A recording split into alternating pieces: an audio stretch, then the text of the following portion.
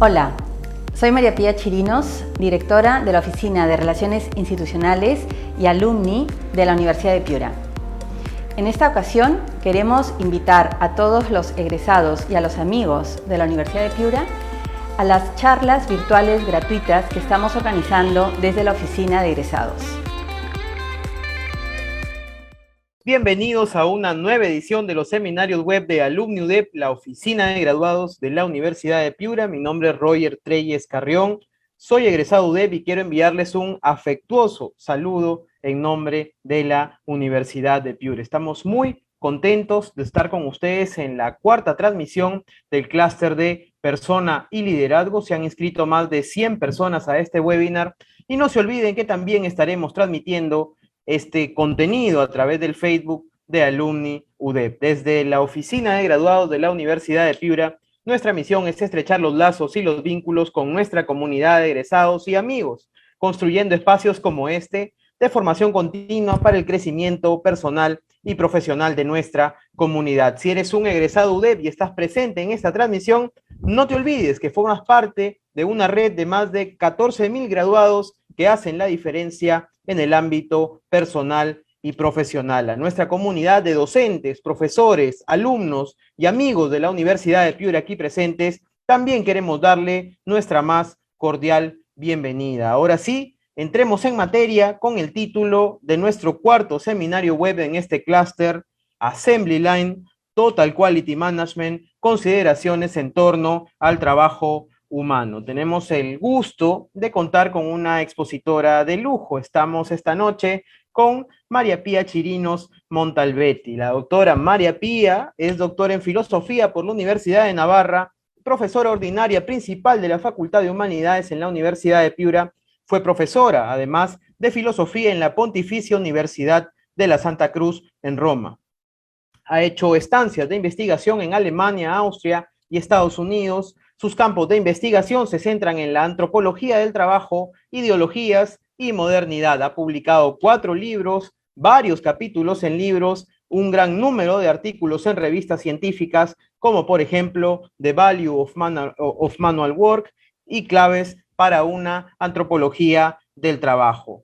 La doctora María Pía también es directora de Relaciones Institucionales, Proyectos Estratégicos y directora también de esta oficina, de la oficina Alumni UDEP, y tenemos también que decir que es la persona que ha dado luz verde al cambio de estrategia de Alumni a partir de la crisis del COVID-19 y que por esa decisión es que estamos en este tipo de proyectos embarcados. Estamos en nuestro webinar número 73 y además con otra serie de productos que forman parte del portafolio de actividades de Alumni UDEP.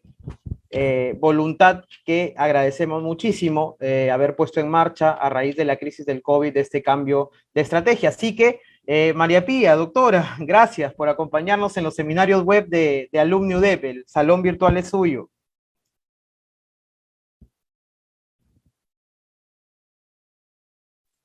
Gracias, Roger. O sea, no me imaginaba que iba a estar aquí de ponente, pero ya se ve que pegaba en este clúster y me agarraron con un tema que efectivamente he estado además explicando en los últimos meses, porque me lo han pedido de distintas audiencias y pensaba que podía ser lo más aterrizado, ¿no?, para este tipo de temas, ya que mi fuerte en realidad es la antropología, ¿no? O sea, es el hombre, etcétera, ¿no? Entonces, bueno, yo tengo por allí alguna investigación justamente de los temas que voy a exponer. Quiero compartir el PPT, ¿no? Y empezar, porque los profesores tenemos esta mala costumbre que a veces no sabemos calcular nuestro tiempo, ¿no? Entonces, cuanto antes arranquemos, mejor, ¿sí? Adelante. Bueno, son 2 términos. Yo ayer estuve buscando un poco más, ¿no? ¿Cuántas teorías de management se han desarrollado en este último siglo? Porque en realidad la primera de todas fue la de Frederick Taylor, Assembly Line, y resulta que hay un libro relativamente reciente que habla como de 90 y tantas, ¿no?, teorías de management, que han ido saliendo después de la primera, de la Scientific Management de Frederick Taylor, ¿no? Pero digamos, todas estas, me encantaría estudiarlas todas, ¿no? Yo he elegido para este webinar estas 2 porque justamente me han permitido ir más allá de la simple exposición del management. Y pueden ser un ejemplo para demostrar que detrás incluso de una teoría de management puede haber un planteamiento antropológico concreto, ¿no? Más acertado, menos acertado, pero siempre hay detrás una filosofía, ¿no? Siempre hay detrás un sustento antropológico, siempre hay detrás un pensamiento, ¿no? Bien, yo había separado este webinar en estos tres temas, ¿no? Uno introductorio, histórico, porque los dos autores, digamos, son norteamericanos, ¿no? Y los dos van a desarrollar sus tesis en Estados Unidos. Dominic también va a desarrollarlo en Japón.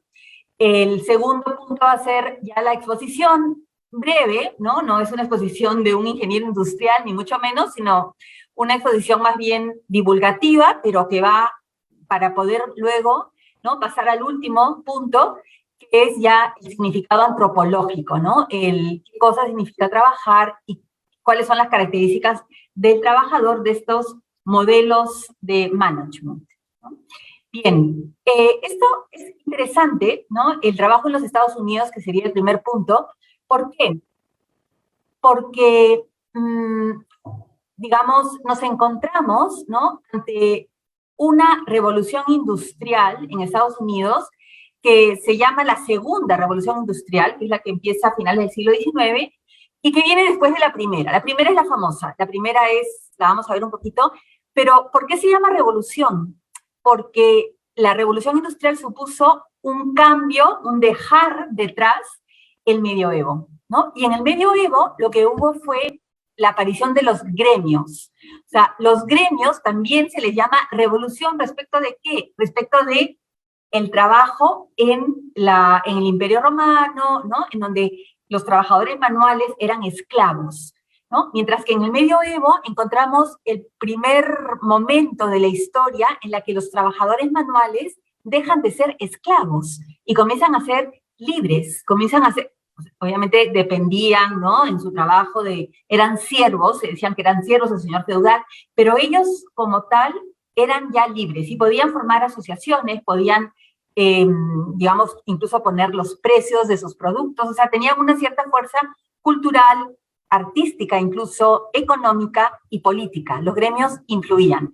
Esa es como la primera revolución respecto de la Edad Antigua, la que se da en la Edad Media con los gremios.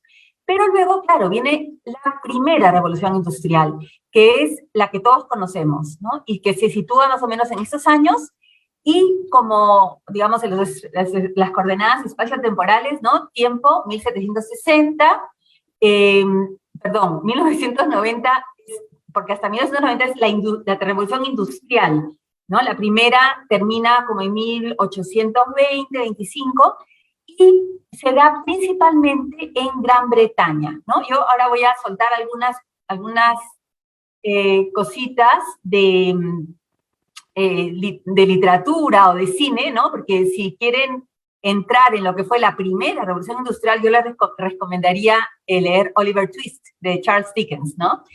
Y entonces se da en Inglaterra. Inglaterra no es Gran Bretaña, aunque en castellano decimos Inglaterra todo, ¿no? Inglaterra es esta parte de aquí, de la derecha, que es la parte sur de la isla, ¿no? Y dentro de esta parte sur de la isla hay un norte y hay un sur.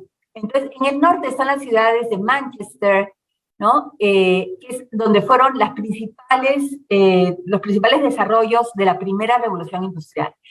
Entonces, hay un libro de Elizabeth Gaskell que lo recomiendo vivamente y que se llama Norte y Sur. También hay una serie de la BBC buenísima, en donde se puede ver justamente cómo fue el inicio de la primera revolución industrial en Inglaterra, ¿no?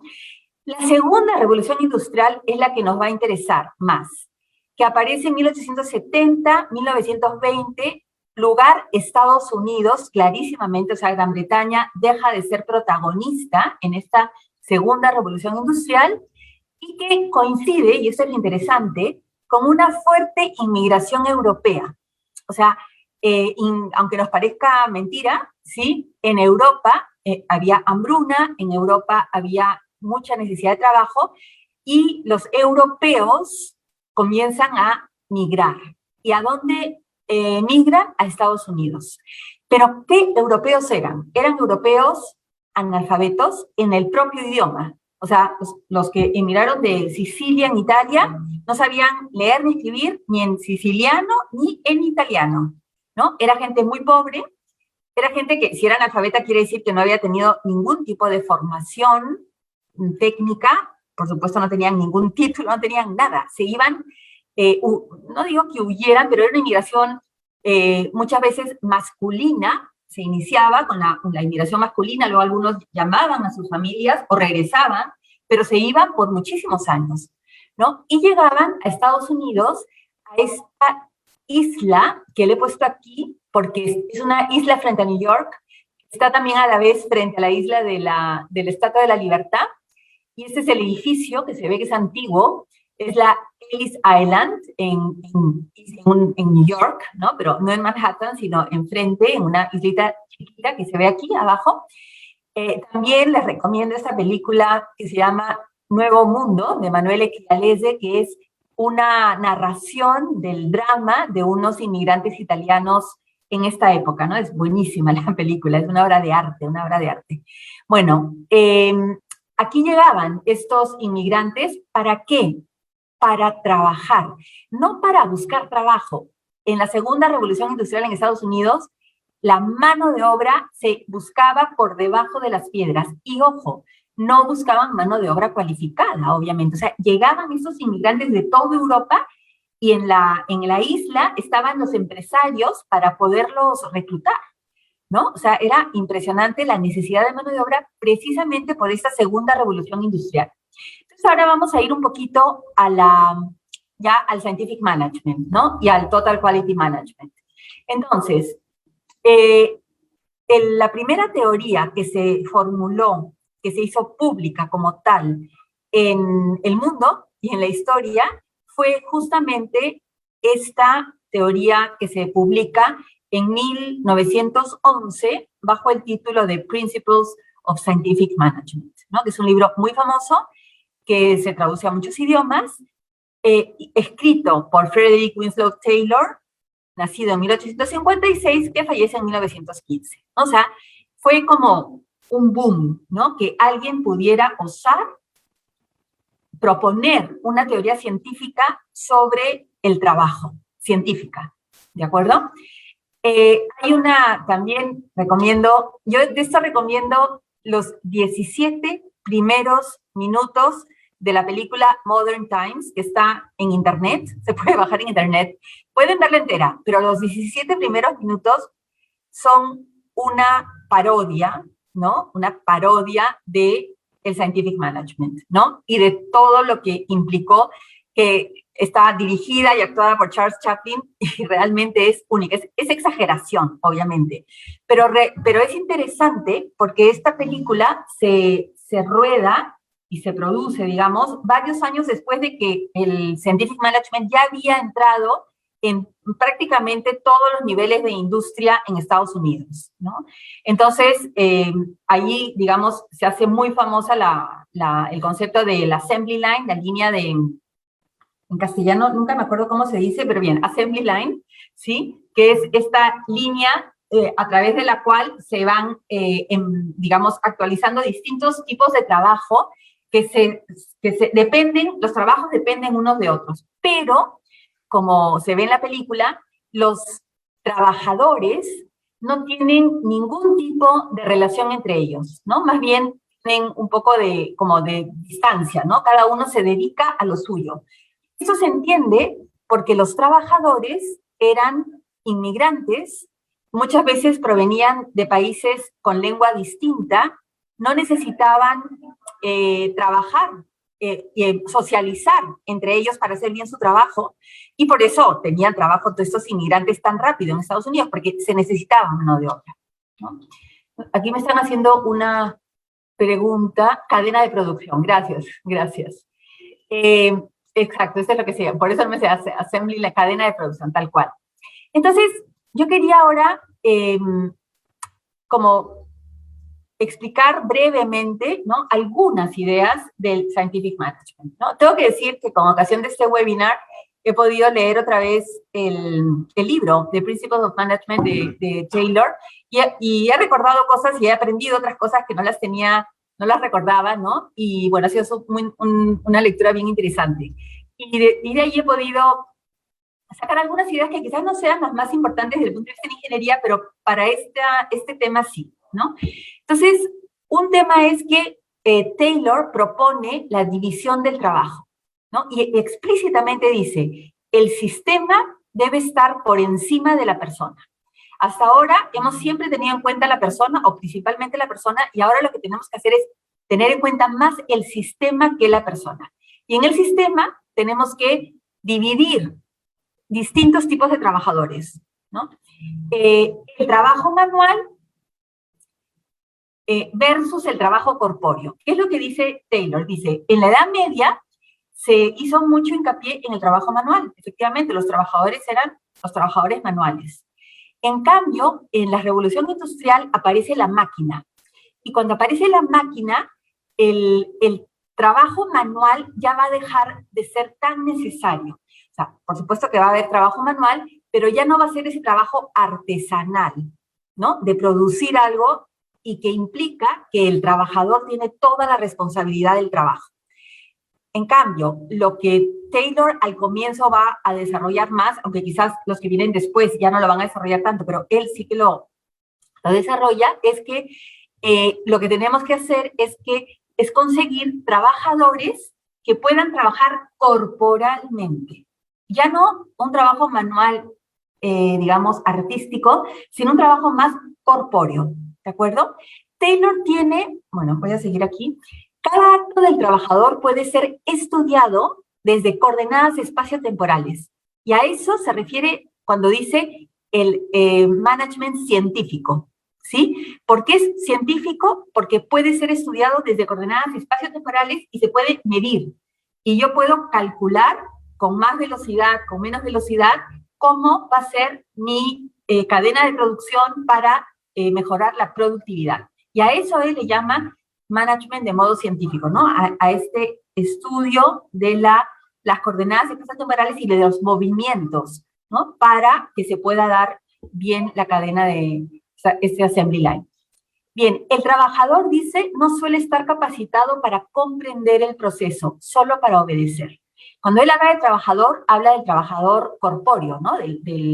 Digamos, del blue collar, ¿no? Aunque la expresión white collar y blue collar no son de Taylor, sino que son un poquito anteriores, Taylor está hablando del blue collar, ¿no? Del obrero, del trabajador, digamos, corpóreo, le llamo yo, ¿no?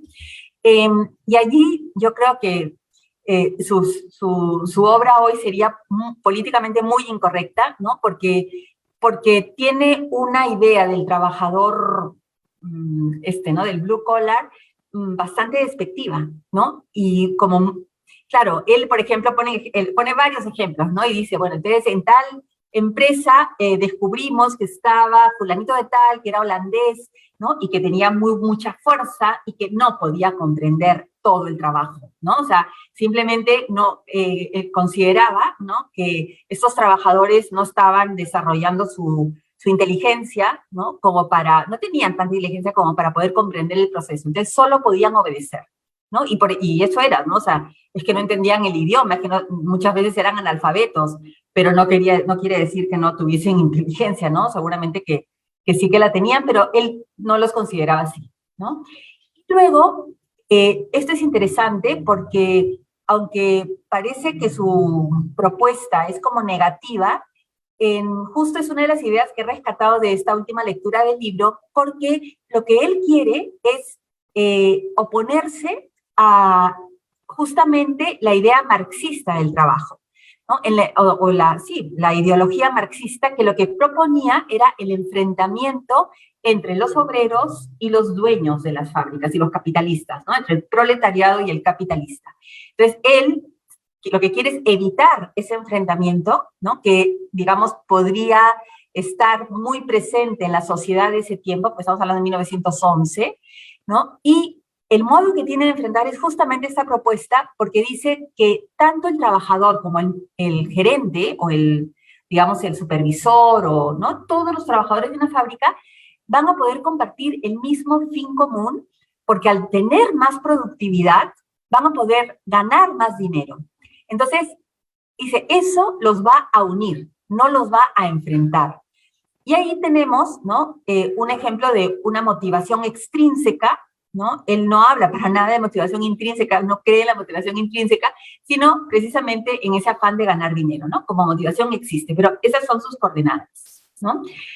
Bueno, aquí está, este es muy gracioso, ya les digo, si pueden ver la película, los 17 primeros minutos, véanla, ¿no? Para reírse un poco. Y esta división de blue collars y white collars que, bueno, que ya la he mencionado y que es clásica, ¿no?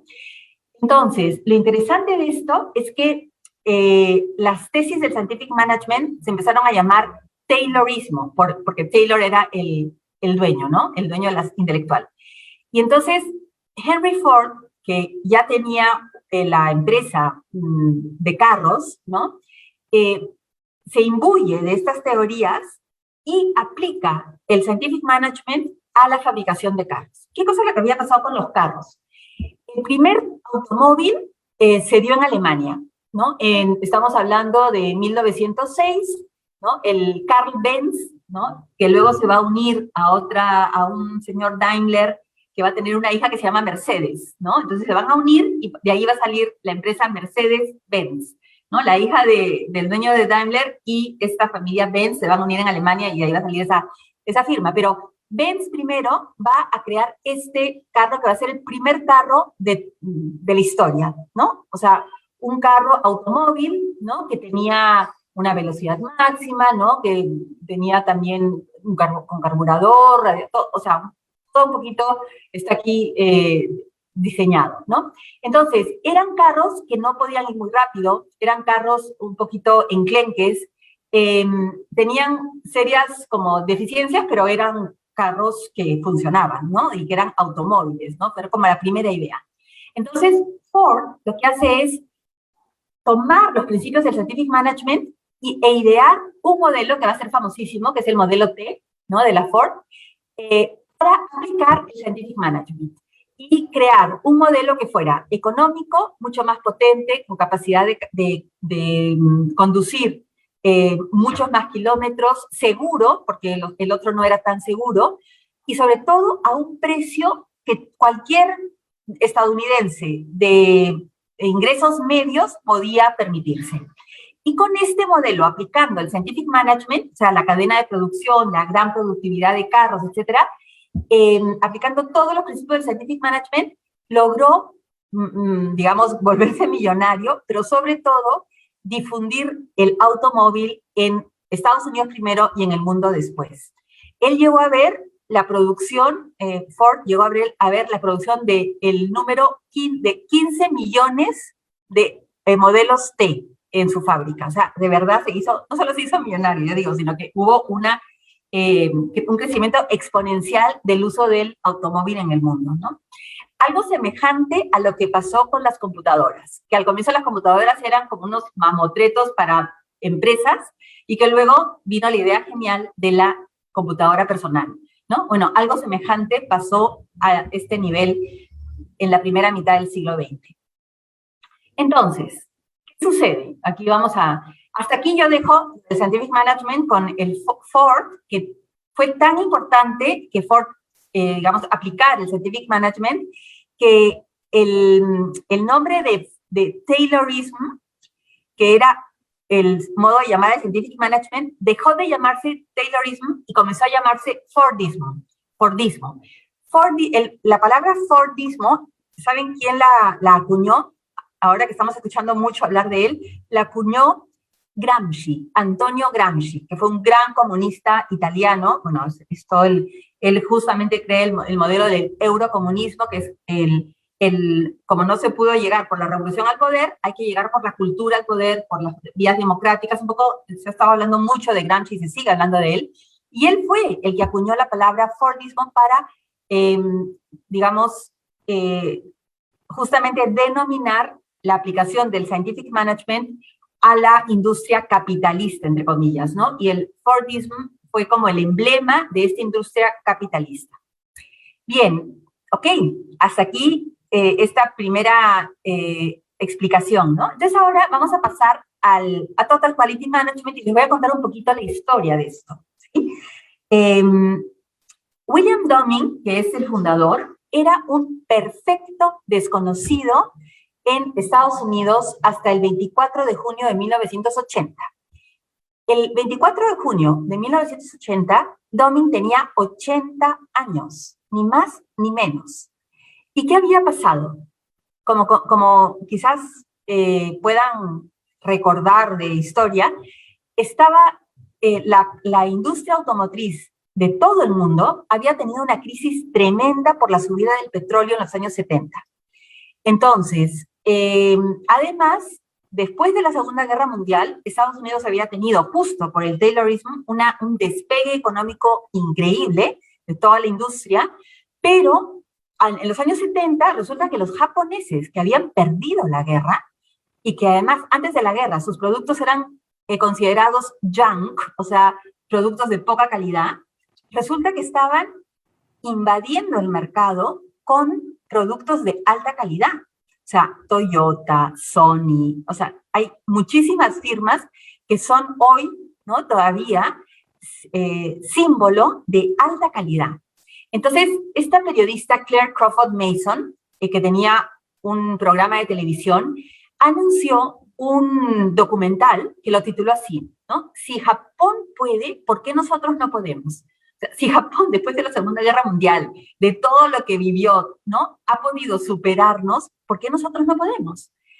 Y entonces, el 24 de junio de 1980, en la NBC, sale a la luz la vida y el personaje de William Deming. ¿Quién era William Deming? William Deming era un ingeniero que se dedicó a la estadística y que fue a Japón, después, creo que estoy leyendo justo su biografía, durante la Segunda Guerra Mundial, y comenzó a apoyar a la reconstrucción de Japón. Y en esa reconstrucción de Japón, después, obviamente él trabajaba en Estados Unidos, pero empezó a ir, y de hecho iba una vez al año incluso a Japón, comenzó a ayudar a las empresas a aplicar la estadística y en ese trabajo formuló lo que hoy conocemos como la Total Quality Management, ¿no?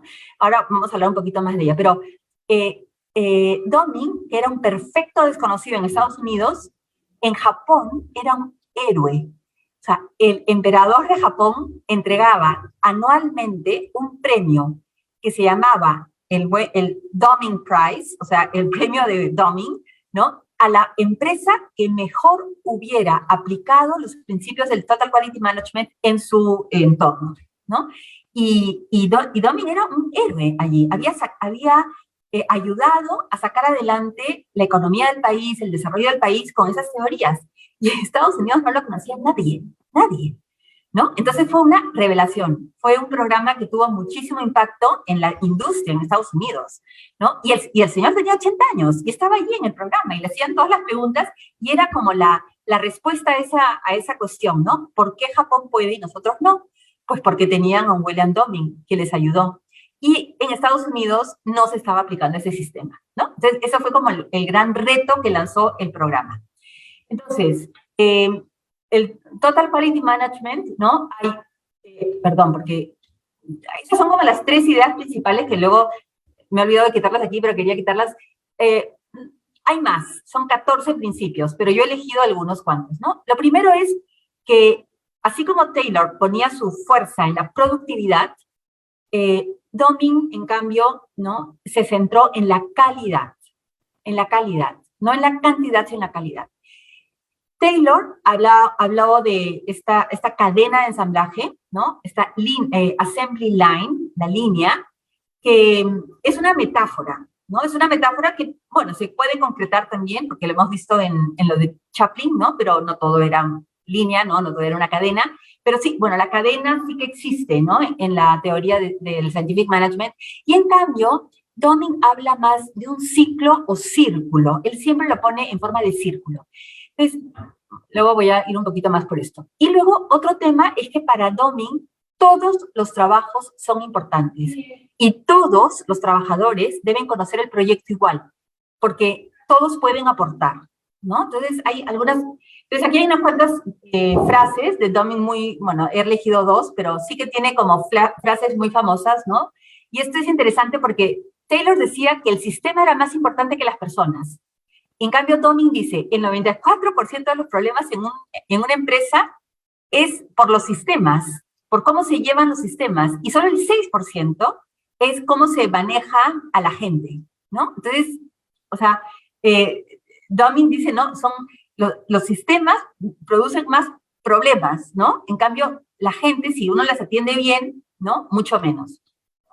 Y luego ese también es interesante, ¿no? No es suficiente hacer lo mejor que podamos las cosas, sino primero tenemos que saber, debemos saber qué cosa tenemos que hacer y luego hacer lo mejor de nuestra parte, poner lo mejor de nuestra parte. O sea, hay que conocer, ¿no? Y todos tienen que conocer, no solamente los gerentes, también los trabajadores manuales. Bueno, aquí ya he dicho algunas, esto es demasiada letra, a mí no me gustan las diapositivas con mucha letra, pero las dos primeras ya las dije, ¿no? Cuando la calidad mejora, dice Doming, los costos bajan, ¿no? Mis alumnos siempre me dicen, profesor, ¿eso es verdad? Y yo le digo, me parece que sí, ¿no? Yo no les voy a explicar en este momento todo, pero la verdad es que si leen sus obras, él lo demuestra, ¿no? La tercera, la especialización se basa en una idea individualista del trabajo, ¿no? Ese es Taylor. O sea, Taylor dice, ¿no? Si yo me especializo y hago siempre lo mismo, repito siempre lo mismo, efectivamente, luego lo haré muy bien, pero no estoy desarrollando mis capacidades sociales, ¿no? Y por eso, Doming insiste mucho en el trabajo en equipo, porque ese círculo, que es su metáfora, es muy interesante porque lo que dice es, todos los trabajadores están equidistantes, ¿no? Equidistantes del centro, ¿no? Y todos tienen que participar en el proyecto. Y hay que participar con todas las actividades humanas, capacidades humanas. Los trabajadores manuales también son muy importantes, ¿no? Y por supuesto dice, ¿no?, que una empresa debe invertir no solo en su equipamiento, sino en sus trabajadores. Y esto es interesante, ¿no? Aunque las figuras visibles, ¿no?, los managers, los ingenieros, los directivos, los gerentes, ¿no?, son necesarios en la empresa, los menos conocidos, o sea, los trabajadores manuales, son esenciales, ¿sí? Esto es... Doming sí que cree en el trabajo especializado, y luego vamos a ver que sí, que se tiene que hacer el trabajo especializado, pero centrar el trabajo en ese estudio científico de tiempo y movimiento, y yo centrarme en esto, eso deshumaniza, dice Doming, ¿no? Eso no permite que el trabajador, estamos exagerando un poco, ¿no?, pero no permite que el trabajador socialice, y en un proyecto necesitamos que todos participen y no fomentar el individualismo. Eso es un poco, el quid es el individualismo. Después, el consumidor, no, el producto es la parte más importante de la producción. Esto fue una novedad total. O sea, el producto no salía a la venta si es que no se hacía un test de cómo era el producto entre los consumidores, ¿no? Lo cual retrasaba, obviamente, el lanzamiento del producto, pero para Doming era importantísimo la calidad del producto, la calidad. Y los detalles materiales son parte del buen trabajo. Aquí estamos justo en la especialización, en el detalle material, en la calidad, y por eso Doming cuidaba mucho a sus trabajadores manuales, porque muchas veces ellos eran los que ponían el punto final en la obra, ¿no? Los que realmente cuidaban las cosas pequeñas, los detalles, ¿no? Y por eso para Doming eran importantísimos los trabajadores manuales. O sea, él decía que eran más importantes que los managers, ¿no? Y luego, interesante, nada de reglas, nada de supervisiones, formación práctica para que todos puedan aportar, ¿no? Bueno, él ahí habla en la estadística, ¿no?, de unas causas como más frecuentes, otras menos frecuentes, pero es todo un tema más estadístico, pero lo interesante aquí es que él afirma que del error se aprende. El hombre aprende por ensayo y error, ¿no? O sea, tiene una visión como muy humana. O sea, no somos máquinas, no somos un trabajo mecánico, como podría decir Taylor, sino que somos humanos, nos equivocamos, pero no podemos verlo como un fracaso, sino como una ocasión de mejora, ¿de acuerdo? Esto es lo más teórico, me parece, ¿no? Entonces, ¿qué pasó? ¿Qué pasó cuando Doming sale en este programa y sus libros empiezan a publicarse? ¿Qué pasó? Bueno, pasó lo increíble. Y es que la Ford se fijó en el trabajo de Doming y tenía más de 1 billón de pérdidas, porque con la crisis del petróleo no había vendido casi autos, y se fija en Doming y lo contrata. Y Doming, o sea, la Ford se había fijado en Taylor al comienzo del siglo, o sea, ahora se fija en Doming, contrata a Doming con una condición que pone Doming, que le dejen hacer exactamente lo que él quiere hacer, porque se trataba de un cambio de mentalidad impresionante, ¿no? O sea, entonces, y él tenía carácter fuerte, bueno, era una persona muy valiosa, ¿no? Y lo contrataron a los 80 años en la Ford para que aplicara el Scientific Management a su empresa y salir de ese déficit de $1 billón de dólares. Y lo consiguió. ¿Qué hizo? Un proyecto. Este carro es famosísimo, el Taurus, ¿sí? Así como el modelo T del Scientific Management, ¿no? Doming dijo, ya, vamos a centrarnos en un modelo.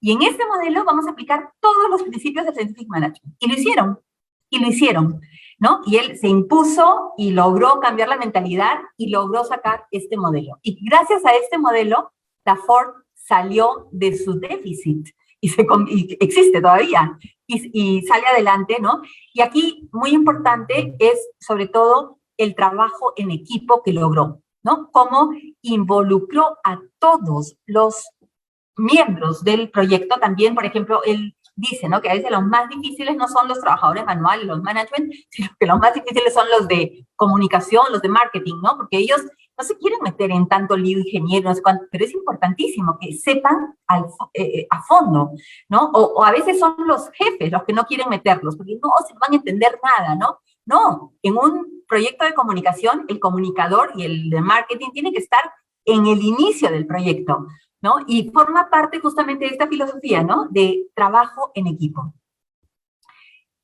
Bueno, entonces es un poco como una historia interesante, me parece interesante, quizás no es muy científica, en el sentido de que se podría hablar mucho de temas de ingeniería, de estadística, ¿no?, cómo se aplicaron. Yo no soy experta, pero me parece que es una idea de lo que pasó. Voy a ver qué hora es. Ya.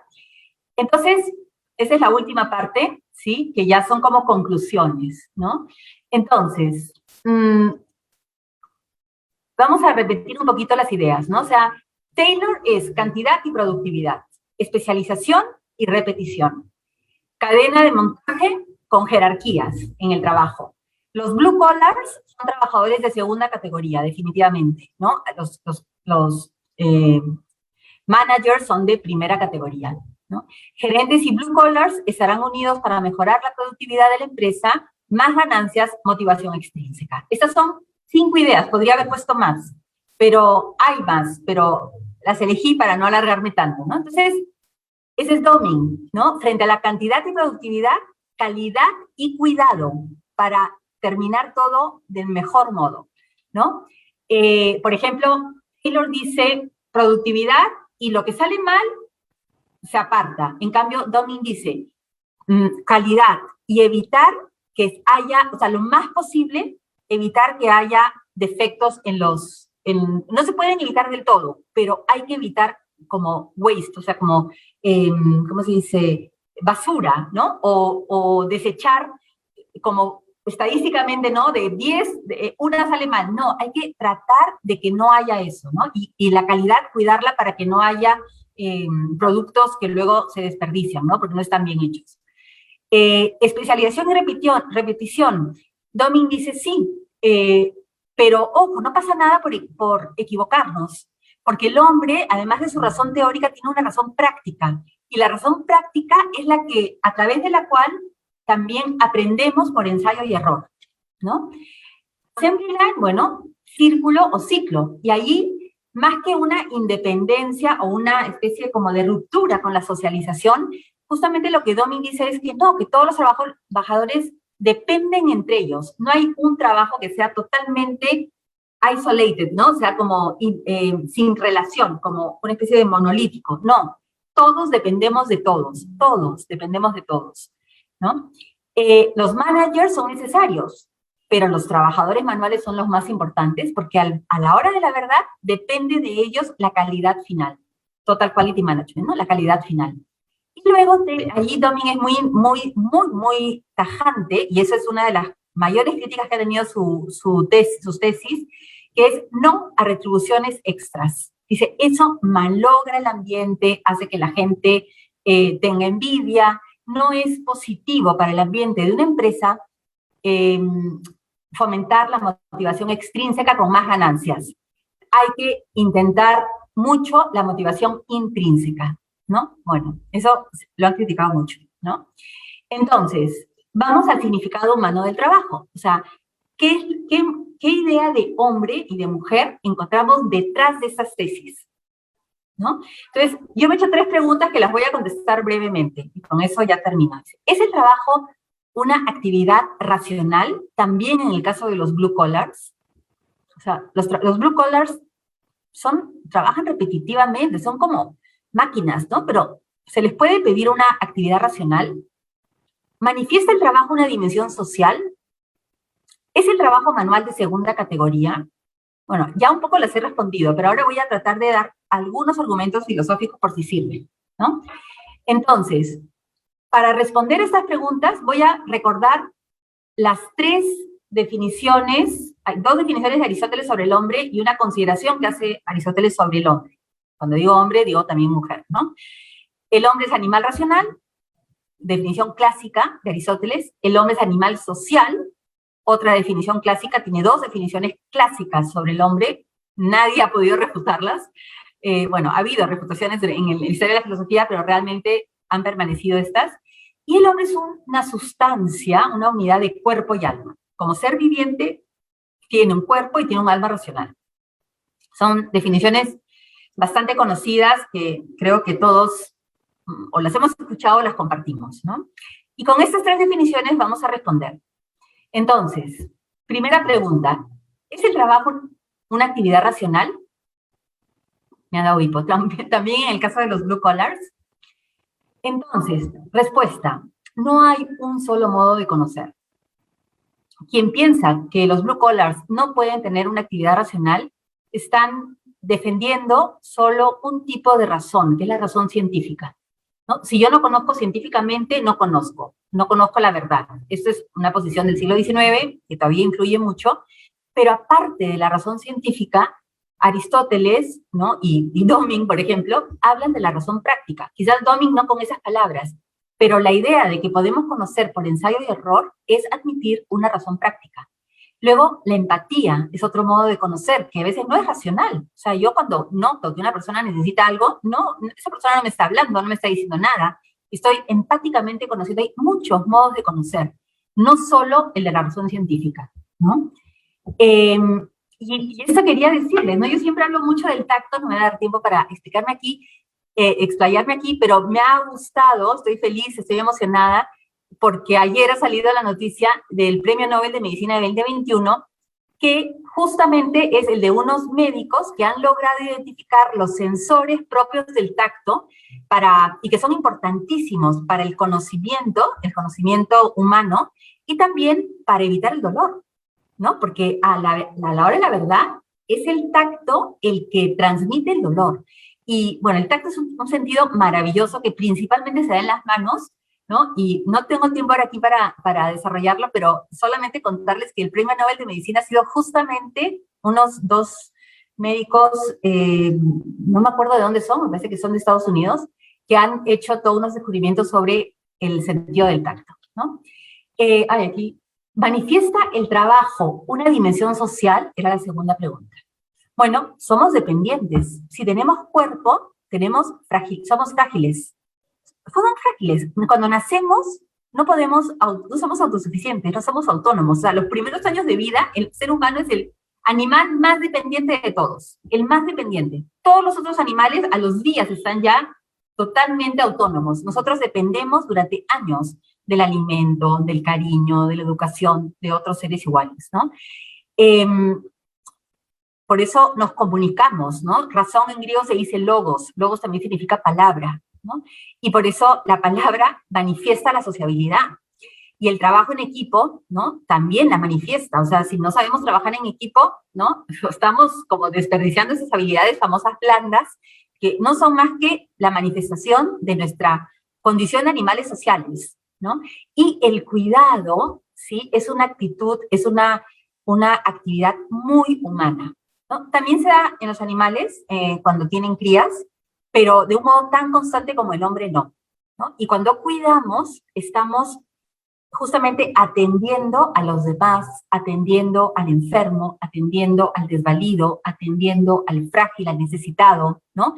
Y eso es propio de nuestra dimensión social. ¿Es el trabajo manual de segunda categoría? Bueno, en la antigüedad, los esclavos, sí, los esclavos no eran considerados seres humanos, ¿no? Pero hoy no vivimos en esas coordenadas, ¿no? Hubo una minusvaloración de lo corpóreo respecto de lo intelectual, y todavía lo vivimos, ¿no? Pensamos que un catedrático universitario es más inteligente que una persona que se dedica al trabajo manual, cosa que no es verdad, no es verdad. O sea, la inteligencia, no, la única inteligencia no es la intelectual, también hay esa razón práctica, ¿no? Yo por lo menos lo he comprobado, hay gente muy sencilla desde el punto de vista intelectual, pero que tiene una sabiduría impresionante. Las madres de familia la tienen, y las abuelas también, ¿no? Entonces, hay autores contemporáneos que defienden esto, ¿no? Este es Richard Sennett, perdón porque no puse su nombre, que es un súper famoso sociólogo de la London School of Economics, que en el siglo XXI, entre 2010 y 2015, me parece, publicó 3 libros sobre el trabajo manual, una trilogía. En el segundo de esos libros, que se llama El artesano, de Craftsman, propone regresar al espíritu del artesano, al espíritu de los gremios, de las corporaciones en la Edad Media, al espíritu. Y dice, no podemos regresar al mismo modo de trabajar, pero sí que podemos regresar al espíritu de los artesanos. ¿Y qué significa? ¿En qué consiste el espíritu del artesano? El trabajo bien hecho. Los gremios tenían estándares de excelencia. Si tú no llegabas al estándar de excelencia que te habían mandado los gremios, te botaban del gremio, porque hacías un perjuicio a la corporación, al trabajo, ¿no? Entonces exigían estándares de excelencia. Espíritu colaborativo, ¿sí? O sea, los gremios nos enseñan a trabajar en equipo, a estar, por ejemplo, entre ellos, ¿no? Se actualizaban, se compartían, ¿no? Todas las novedades, ¿no? La innovación que hacían, la compartían, ¿sí? Luego, en los gremios se ve mucha fidelidad a la institución. O sea, no, los que se dedicaban a un trabajo se dedicaban toda su vida a ese trabajo, ¿no? No iban allí cambiando todo el rato, ¿no? Esto ahora está es muy distinto. La gente joven cambia de trabajo con mucha facilidad, y ese es un problema. Richard Sennett lo identifica, lo explica, es muy interesante, y por eso él dice volver al espíritu del artesano, ¿no? Perdón.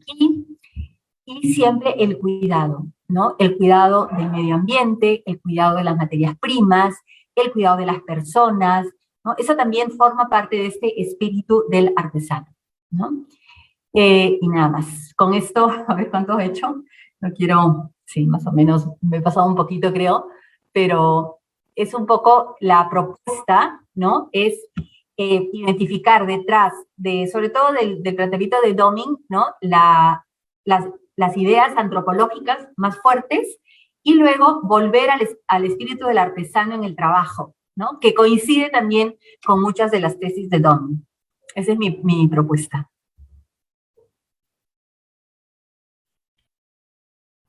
Muchísimas gracias, doctora, por la propuesta, por las luces y por las lecciones que quedan al final. El tema del espíritu del artesano, la verdad, llama poderosamente la atención, sobre todo en un entorno pero tan competitivo. La primera pregunta que creo yo surge es, ¿qué tan viable ve usted traer de vuelta el espíritu del artesano en trabajos tan competitivos? Tenemos el mundo, las Big Tech, tenemos empresas grandes, facturaciones gigantescas. ¿Cómo traerlo de vuelta, no? Llama mucho la atención eso. Sí, yo creo que o sea, el reto de volver a incorporar algunas de las manifestaciones del espíritu del artesano, que es un poco lo que Doming propone también, ¿no? Es el reto de volver a humanizar el trabajo. O sea, el trabajo se ha convertido en un trabajo mecánico, muchas veces, ¿no? En donde yo lo que tengo que hacer es producir, tengo que cumplir metas, que está bien, ¿no? Tengo que cumplir metas, pero hay mucha competitividad, hay muy poca solidaridad en el trabajo, bueno, se fomenta mucho esto, ¿no? Entonces, lo que tenemos que hacer es justamente tratar de humanizar el trabajo, ¿no? De que haya como oasis dentro del trabajo, de verdad, en las que podamos socializar, Les pongo un ejemplo, ¿ya? Bueno, esto no he mencionado, pero es hay mucha gente que está hablando sobre esto, ¿eh? O sea, no es Sennett, es uno y es un gurú, ¿no? Luego está un filósofo surcoreano alemán que está rompiéndola, escribe un libro al año chiquitito y tiene un éxito de ventas impresionante, y luego hay muchos también de management, ¿no? De que están tratando esto, y filósofos y todo. Entonces, les cuento un ejemplo, ¿no? En una empresa de estas multinacionales, con una cantidad de trabajadores tipo un banco, ¿no? Tenían el equipo de TI, ¿no? El equipo de TI que era gigante también. Entonces, lo que habían hecho era dividir el equipo de TI en distintos grupos para llegar más y mejor. Entonces llega la típica consultora que quiere optimizar el trabajo, los tiempos, medir la productividad de los equipos de TI para mejorar y no sé qué, y comienzan a seguir a los equipos. Y hay uno de ellos, que a las 10 de la mañana se iba a la cafetería y pasaba media hora conversando. Entonces, ojo al parche, aquí hay que ver a estos que pierden el tiempo, que van, que no sé cuántos, que están allí con el coffee break más largo que de todos, ¿no? Y resulta que comenzaron a seguirlos y eran los más eficaces. Todo el mundo los llamaba, tenían cantidad de feedback positivo a este grupo en concreto. ¿Por qué? Porque iban, efectivamente, se pasaban media hora hablando en la cafetería, ¿no? En la cafetería, y al comienzo pues hablarían el lunes de lo que habían hecho el fin de semana, ¿no? Alguno que otro hablarían de horas, pero hablaban de su trabajo, ¿no? Igual incluso hasta esta señora que no tiene ni idea de computadora, ¿no? Pero mira, es una tontería y lo que hice fue arreglarle así. Entonces los otros se reían, pero aprendían. Entonces, en esa media hora, que aparentemente no era de trabajo, pero era socializar, era conocerse, era descansar y distenderse, pero al mismo tiempo iban aprendiendo. Entonces, o sea, a veces pensamos que la productividad es como lo más importante, y no, es la calidad, es el trabajo bien hecho, y no está reñido. O sea, sobre todo lo que se ve aquí es que no está reñido, ¿no? O sea, una empresa que da esas facilidades a sus trabajadores puede tener más fidelidad a la hora, no tiene tanta rotación, ¿no? Incluso se ven estas ventajas, ¿no? Que son, bueno, ese es un ejemplo, ¿no? Y no todo tiene que salir así, pero esa humanización del trabajo, ¿no? Es un reto importante, pero depende de la idea de ser humano que tengamos detrás, ¿no? O sea, esto. Excelente. Doctora, hay una pregunta, una consulta también en el chat, y es ¿qué libros recomienda leer para entender más a fondo estos temas? Dice Mariana, hace poco leí un estudio, pero era del 2008, un estudio sobre Total Quality Management, pero era de 2008, no sé si sepa de alguno más actual, sí. Y sé que las ideas de Deming están constantemente actualizando. Sí, las ideas de Deming están constantemente actualizándose, precisamente porque una de sus ideas principales es la actualización y es la innovación. O sea, la peor señal o la señal más clara de que no se ha entendido a Deming es no actualizarse, y por eso se actualiza constantemente, ¿no? Entonces, yo no tengo como libros recientes, pero puedo preguntar y te podemos hacer llegar, si quieres, ¿no? Yo le preguntaría a ahora mismo estoy pensando en una profesora de estadística que estudia a Deming, y estoy segura que ella me puede hacer llegar, ¿no? Algún libro para hacerlo llegar aquí, ¿no? Y hacer, pero sobre todo para estudiar a Deming, ¿no? yo ahora estoy leyendo un libro que es antiguo, ¿no? Pero como es de su vida, y yo soy de filosofía, pues yo tampoco me voy a meter en grandes profundidades de estadística, ¿no? Entonces, bueno, como es una biografía, me encanta, ¿no? Está en inglés y se llama The Man Who Discovers Quality, ¿no? El hombre que descubrió la calidad, y lo he encontrado, la verdad, me han hecho llegar a través de otro trabajo que hice, una web que es gratuita, ¿no? Porque tampoco puedo recomendar en una actividad académica, ¿cómo se llama? Obras que son un poco piratas, ¿no? Pero también puedo poner esto igual puedo ponerlo ahora porque hay obras en castellano, pero la mayoría son en inglés, pero bien, o sea, aquí está, y sobre todo tiene una calidad muy buena para poder leer. Aquí voy a poner una calidad muy buena, o sea, han hecho un trabajo excelente para poder acceder a esas obras. Muchas son antiguas, y por eso no tienen, aquí están, ay no, perdón, eso a todos, ¿no? Voy a poner a todos. Muy, muy buena calidad, sobre todo de libros. Hay de todo tipo de libros, y hay en varios idiomas, en castellano también. Yo he leído estoy leyendo en inglés, que es muy bueno, ¿no? Y puede haber ahí también otros de Total Quality Management, pero quizás un poco antiguos, porque por eso los pueden poner online, ¿no? Con todos los servicios, todos los derechos, y no se hace ningún tipo de pirateo, ¿no? Pero voy a preguntarle a esta profesora lo de un libro actualizado de Domi. Excelente. Doctora, hay más preguntas. Hay una pregunta más de Alejandro y tiene sentido porque han hecho una pregunta parecida también a través de Facebook. ¿Lo expuesto es aplicable al futuro del trabajo? Usted sabe de todo lo que se habla del futuro del trabajo, Internet de las cosas, teletrabajo, tecnología reemplazando humanos, se hablan muchísimas cosas, ¿no? Entonces, sí surge esa consulta. Sí. Ay, Dios mío, esa pregunta es súper interesante y es difícil de contestar. Es una muy buena pregunta y es muy difícil de contestar.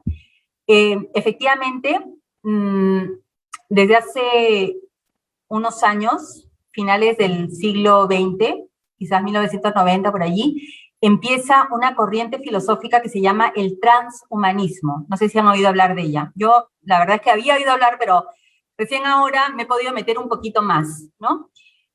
¿Qué significa el transhumanismo? ¿Qué pretende el transhumanismo? El transhumanismo dice que así como en la evolución del hombre se han dado etapas, ¿no? El Australopithecus, el Homo habilis, el Homo ergaster, el Homo sapiens, ahora estamos en una situación de dar otro salto, o sea, de dejar de ser Homo sapiens y de ser otro tipo de Homo. Y eso no va a ser una especie como de evolución natural, como fue el anterior, todos los pasos anteriores, sino que lo vamos a lograr en la medida en que dejemos que la tecnología sustituya nuestras principales facultades. Entonces, vamos a poder sacar nuestro cerebro, convertirlo en una especie de hard disk, ¿no? Donde almacenamos toda nuestra información y así la podemos aumentar y la podemos tener siempre. Vamos a evitar el dolor va a desaparecer de la vida del hombre, vamos a ser inmortales. Hay convencidos, pero por completo, que vamos a vivir 1000 años, ¿no? Y que vamos a ser inmortales. ¿Por qué? Porque nuestro cuerpo se va a ir sustituyendo poco a poco por elementos no caducos. O sea, es toda una filosofía increíble, o sea, increíble. Yo tengo que decir que no sé qué habrán pensado esos señores con la pandemia, porque según ellos, el progreso de la ciencia iba a evitar la muerte del hombre, el dolor, la enfermedad, ¿no? Todos se lo ven como, es que es negativo, efectivamente. Yo no voy a decir que la enfermedad es positiva, ¿no?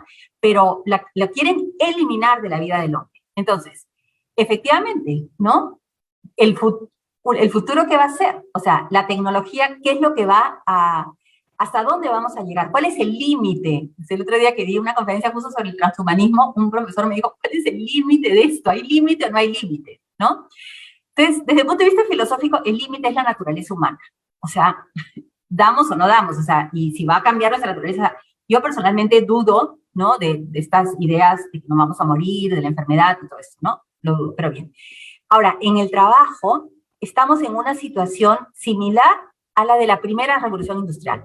O sea, antes de la primera revolución industrial lo que había era gremios, trabajo manual, telares, panaderías, con panaderos, o sea, era todo trabajo manual. Con la revolución industrial desaparecen, o sea, la revolución industrial en Gran Bretaña tuvo como primera materia de experimento las telas, o sea, fue una industria textil.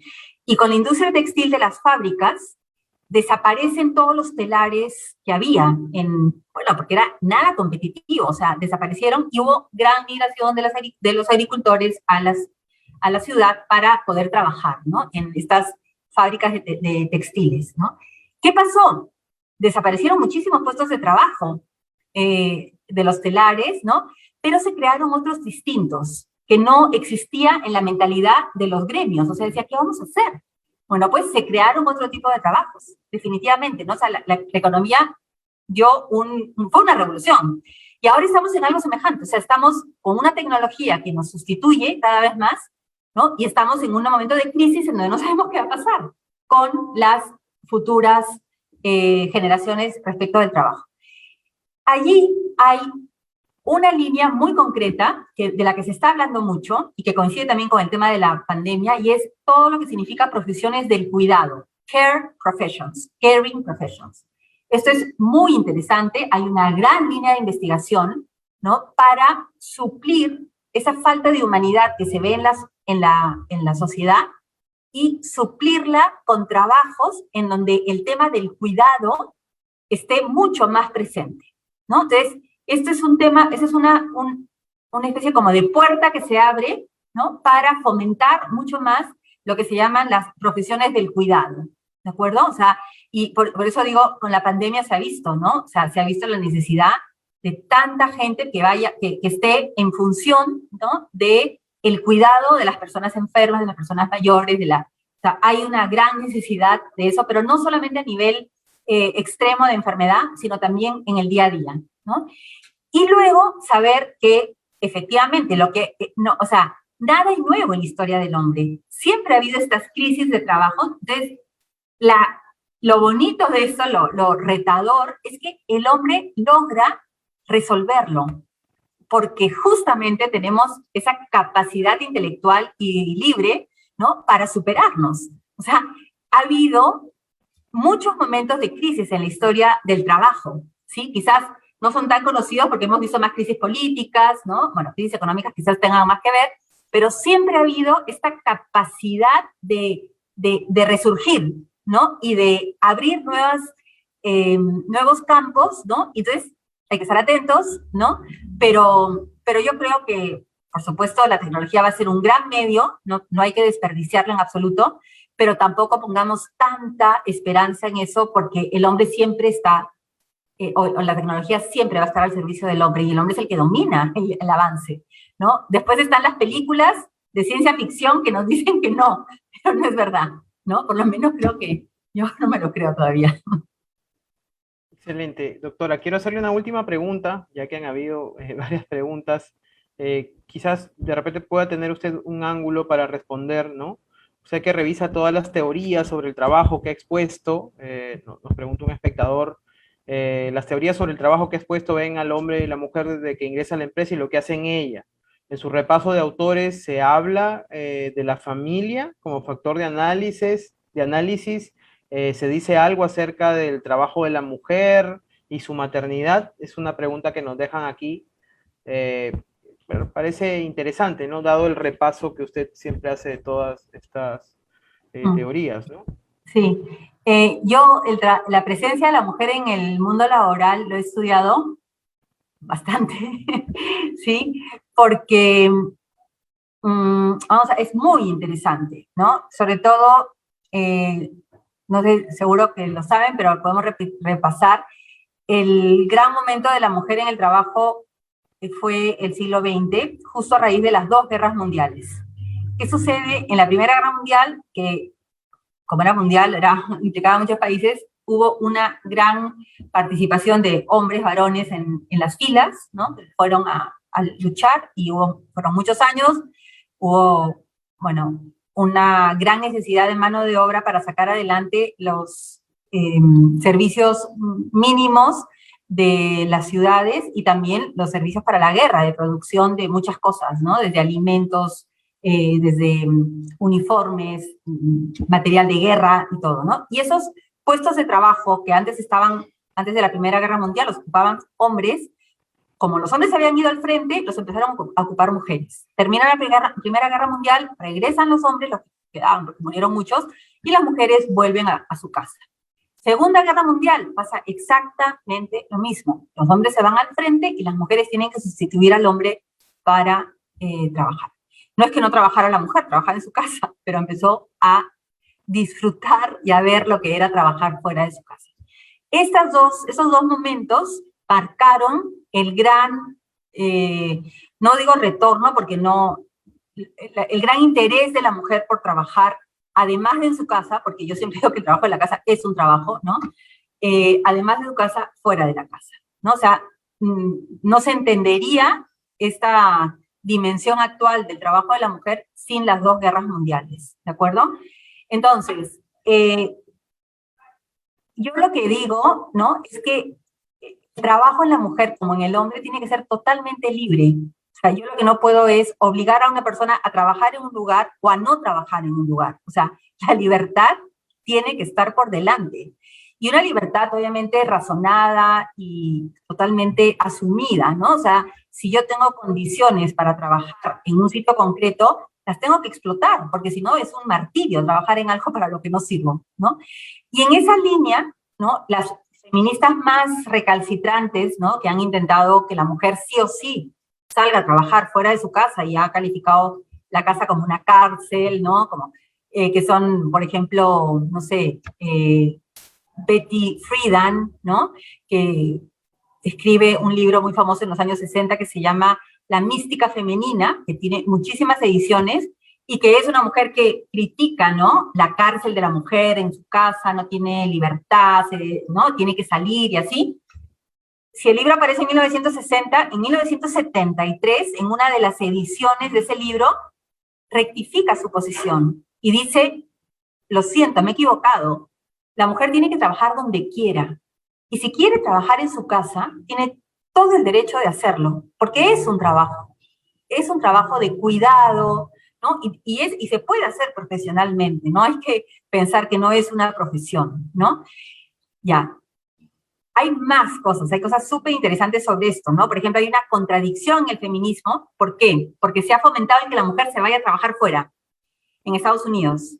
Entonces, se van a trabajar fuera, tienen hijos, y lo que hacen es contratar a las brown nannies, que son nannies de Filipinas y de Latinoamérica, que se van ilegales a Estados Unidos para ganar plata y mandarlas como remesas a sus familias, dejando a sus hijos y a su esposo en los países de donde provienen. Entonces, esas brown nannies, resulta que la mujer de Estados Unidos quiere trabajar fuera, no quiere cuidar a sus hijos y contrata a una mujer que deja a sus hijos para que cuiden los hijos de otra persona que no quiere cuidarlos porque quiere trabajar fuera.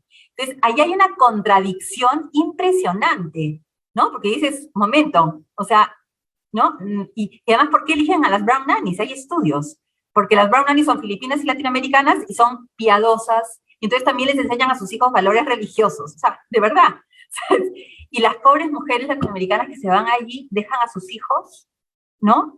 Muchas veces a cargo de los abuelos, pero hay también estudios publicados, ¿no?